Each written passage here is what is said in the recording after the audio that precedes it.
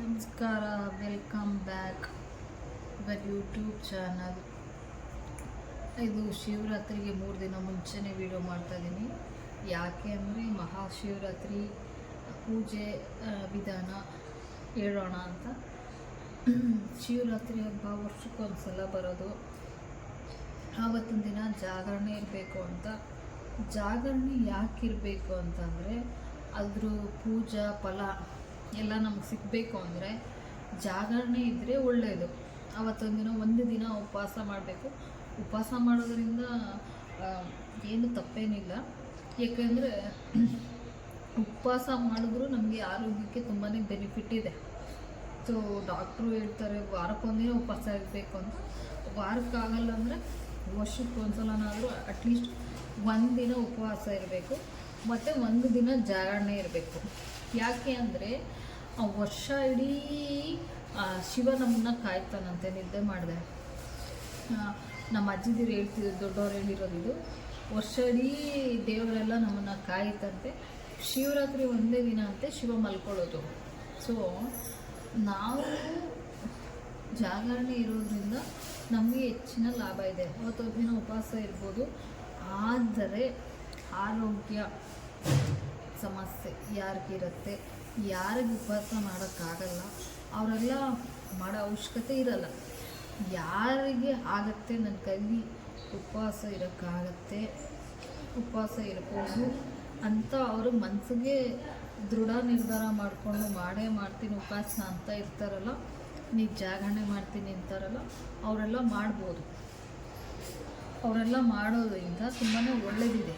ಏನಾದರೂ ನಾವು ಅಂದ್ಕೊಂಡು ಮಾಡೋದ್ರಿಂದ ತುಂಬಾ ಒಳ್ಳೆಯದಿದೆ.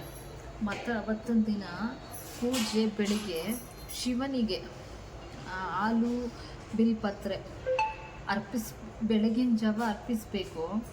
ಆ ದಿನ ಬಿಲ್ಪತ್ರೆ ಬೆಳಗ್ಗೆ 6 ಗಂಟೆಯಿಂದ ಬೆಳಗ್ಗೆ 9ರವರೆಗೆ ಬಿಲ್ಪತ್ರೆ ಹಾಲನ್ನು ದೇವರಿಗೆ ಸಮರ್ಪಿಸ್ಬೋದು.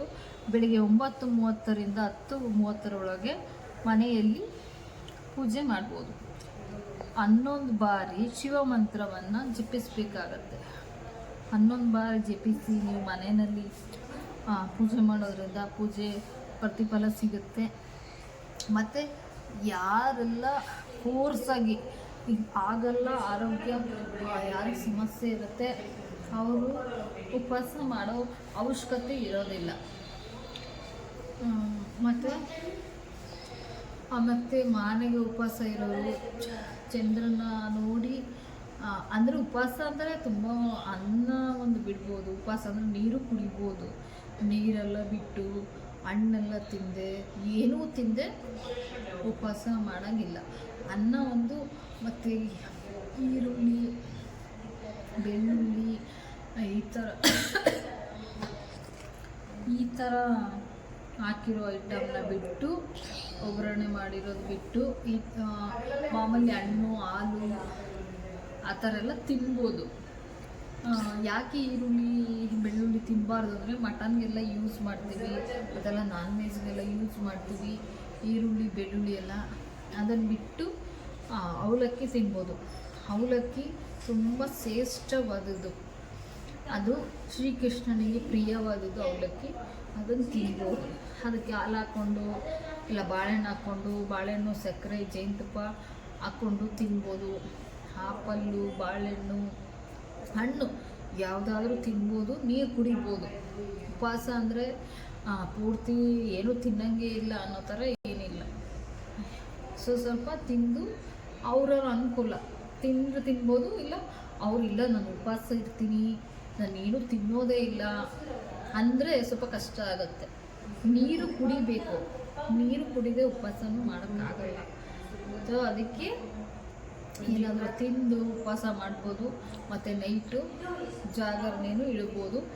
ಬೆಳಗ್ಗೆ ಎದ್ದು ಶಿವನ ದೇವಸ್ಥಾನಕ್ಕೂ ಹೋಗಿ ತಿಂಡಿ ಊಟ ಎಲ್ಲ ಆಮೇಲೆ ಮಾಡ್ಬೋದು. ದೇವಸ್ಥಾನದ ಪ್ರಸಾದ ಇರುತ್ತೆ, ಶಿವನ ದೇವಸ್ಥಾನದಲ್ಲಿ ಹೋಗಿ ಊಟ ಮಾಡ್ಬೋದು. ಅವತ್ತೆಲ್ಲ ಕೆಲವರು ದೇವಸ್ಥಾನದಲ್ಲೇ ಇರ್ತಾರೆ. ದೇವಸ್ಥಾನದಲ್ಲೇ ತುಂಬ ಪೂಜೆ ಇರುತ್ತೆ. ಅವತ್ತು ನೈಟೆಲ್ಲ ದೇವಸ್ಥಾನದಲ್ಲೇ ಹೋಗಿ ಜಾಗರಣೆ ಮಾಡ್ಬೋದು.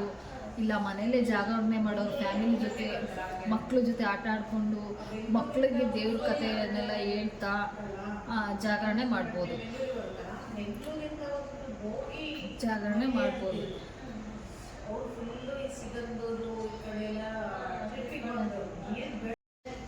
ಮತ್ತು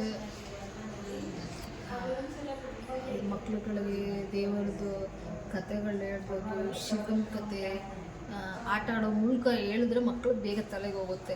ಬೋರಿಂಗಾಗಿ ಹೇಳಿದ್ರೆ ಅವ್ರಿಗೆ ಕತೆ ಕೇಳೋಕ್ಕೆ ಇಂಟ್ರೆಸ್ಟ್ ಇರೋಲ್ಲ. ಮಧ್ಯದಲ್ಲಿ ಕಾಮಿಡಿ ಮಾಡ್ತಾ ಹೇಳಿದ್ರೆ ನಮಗೂ ನಿದ್ದೆ ಬರೋಲ್ಲ, ಮಕ್ಳಿಗೂ ಕತೆ ಕೇಳಬೇಕು ಅಂತ ಇಂಟ್ರೆಸ್ಟ್ ಇರುತ್ತೆ. ಈ ರೀತಿ ಎಲ್ಲ ಜಾಗರಣೆ ಮಾಡ್ಬೋದು. ಶಿವರಾತ್ರಿ ಹಬ್ಬ ಮಾತಾಡ್ಬೋದು. ತುಂಬ ಎಂಜಾಯ್ ಮಾಡಿಕೊಂಡು ಮಾಡೋದ್ರಿಂದ ತುಂಬ ಮೆಮೊರಿ ಇರುತ್ತದು. ಈ ಥರ ಎಲ್ಲ ಶಿವರಾತ್ರಿ ಹಬ್ಬ ಮಾಡ್ಬೋದು, ಈ ಥರ ಉಪವಾಸ ಮಾಡ್ಬೋದು. ಮತ್ತು ಇವತ್ತು ಭಾನುವಾರ ಬಂದಿದೆ, 15ನೇ ತಾರೀಕು ಫೆಬ್ರವರಿ 2ನೇ ತಿಂಗಳು 2026 ಭಾನುವಾರ ಮಹಾಶಿವರಾತ್ರಿ ಬಂದಿದೆ. ಅವತ್ತಿನ ದಿನ ಬಿಳಿ ಬಟ್ಟೆ ಧರಿಸಿ ದೇವರಿಗೆ ಬೆಳಿಗ್ಗೆ 6 ಗಂಟೆಯಿಂದ ನಾಳೆ ಬೆಳಿಗ್ಗೆ 6 ಗಂಟೆವರೆಗೂ ಮುಹೂರ್ತ ಇದೆ.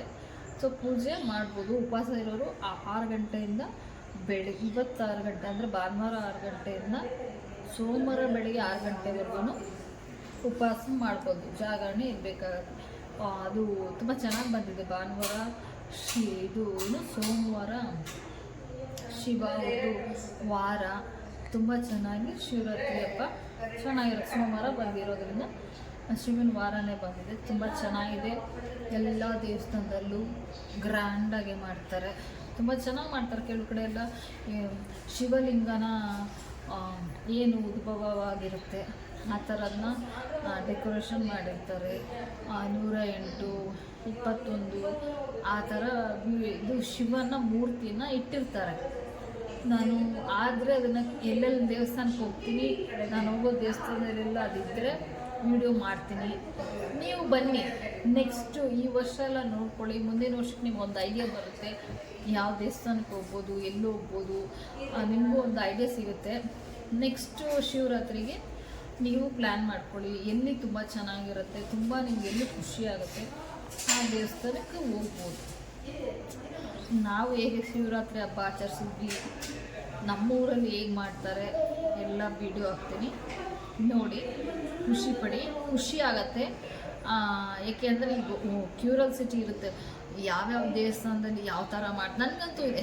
ನನಗೆ ಪ್ರತಿಯೊಂದು ದೇವಸ್ಥಾನಕ್ಕೂ ಹೋಗಬೇಕು. ಶಿವರಾತ್ರಿ ಹಬ್ಬದ ದಿನ ತುಂಬ ಚೆನ್ನಾಗಿರುತ್ತೆ. ಒಂದೊಂದು ಕಡೆ ಒಂದೊಂದು ಥರ ಅಲಂಕಾರ ಮಾಡಿರ್ತಾರೆ, ಅಲಂಕಾರ ನೋಡೋಕ್ಕೆ ಹೋಗಬೇಕು. ಆದರೆ ಏನು ಮಾಡೋದು, ಎಲ್ಲ ದೇವಸ್ಥಾನಕ್ಕೂ ಅವತ್ತು ಹೋಗೋಕ್ಕಾಗಲ್ಲ. ಯಾಕೆ ಅಂದರೆ ಯಾವುದು ಅಕ್ಕಪಕ್ಕದಲ್ಲೇ ಇರೋದು, ತುಂಬ ದೂರನೇ ಇರುತ್ತೆ, ಬಸ್ಸಲ್ಲೇ ಹೋಗ್ಬೇಕಾಗತ್ತೆ, ಜರ್ನಿ ಮಾಡಬೇಕಾಗತ್ತೆ. ನಮ್ಮೂರಲ್ಲಿ ಶಿವನ ದೇವಸ್ಥಾನ ಎಷ್ಟಿದ್ದಾವೆ ಅಕ್ಕಪಕ್ಕ, ನಾನು ಹೋದರೆ ಅದನ್ನು ವಿಡಿಯೋ ಶೇರ್ ಮಾಡ್ತೀನಿ. ಹೇಗೆಲ್ಲ ಪೂಜೆ ಮಾಡಿದ್ರು, ನಾವು ಹೇಗೆ ಶಿವರಾತ್ರಿ ಹಬ್ಬ ಆಚರಣೆ ಮಾಡಿದ್ವಿ ಅನ್ನೋದನ್ನು ವಿಡಿಯೋ ಮಾಡಿ ನಿಮಗೆ ತಿಳಿಸ್ಕೊಡ್ತೀನಿ. ಎಲ್ಲರಿಗೂ ಶಿವರಾತ್ರಿ ಹಬ್ಬದ ಶುಭಾಶಯಗಳು. ಭಾನುವಾರ ಇದೆ, ಮುಂಚೆನೇ ವಿಶ್ ಮಾಡ್ತಾಯಿದ್ದೀನಿ ಎಲ್ಲರಿಗೂ. ದೇವರು ಎಲ್ಲರಿಗೂ ಆರೋಗ್ಯ ಆಯುಸ್ಸು ಕೊಟ್ಟು ಕಾಪಾಡಲಿ, ಮತ್ತು ಎಲ್ಲರ ಆಸೆ ಕನಸು ಈಡೇರಲಿ. ಈ ವರ್ಷ ಯಾರೆಲ್ಲ ಏನೇನು ಅಂದ್ಕೊಂಡಿದ್ದೀರಾ ಅವ್ರಿಗೆಲ್ಲ ಒಳ್ಳೆಯದಾಗಲಿ. ಮತ್ತು ಈ ವರ್ಷ ಎಲ್ಲ ಮಕ್ಕಳಿಗೆ ಮೇನು ಎಕ್ಸಾಮ್ ಇದೆ, SLC ಅವ್ರಿಗೆಲ್ಲ ಆಲ್ ದ ಬೆಸ್ಟ್ ಹೇಳ್ತೀನಿ.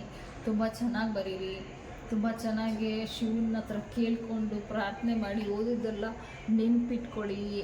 ತುಂಬ ಚೆನ್ನಾಗಿ ಶಿವರಾತ್ರಿ ಹಬ್ಬ ಮಾಡೋದ್ರ ಮೂಲಕ ಓದೋದನ್ನು ಮರಿಬೇಡಿ.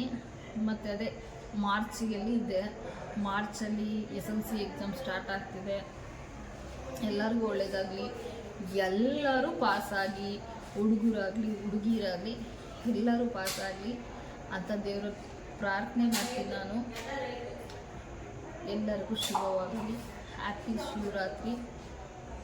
ಶೇರ್, ಸಬ್ಸ್ಕ್ರೈಬ್, ಲೈಕ್ ಮಾಡಿ. Love you all. ಮತ್ತೆ ಸಿಗೋಣ.